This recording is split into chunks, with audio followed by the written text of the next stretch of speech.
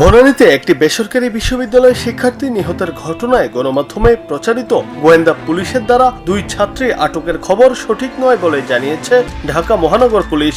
ডিএমপির media ও public relations বিভাগের উপ police commissioner Mohammad Talibur Rahman PPM এর পাঠানো এক খুদে বার্তায় বিষয়টি নিশ্চিত করা হয়।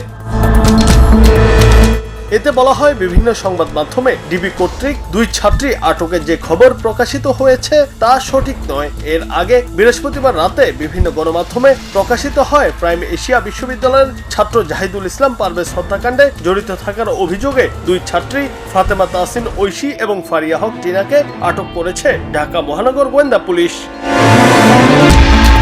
গণমাধ্যম সহ বিভিন্ন সূত্রে জানা গেছে, রাজধানীর বেসরকারি প্রাইম এশিয়া বিশ্ববিদ্যালয়ের ছাত্র জাহিদুল ইসলাম পারভেজ হত্যাকাণ্ডের ঘটনায় নাম আসা দুই নারী শিক্ষার্থীর বিষয়ে তথ্য সংগ্রহ করছে র্যাব। আদালতের নির্দেশনা অনুযায়ী সেই দুই শিক্ষার্থীকে ধরতে কাজ শুরু করেছে পুলিশের এই elite force. Junaid Ahmed, Bangla TV.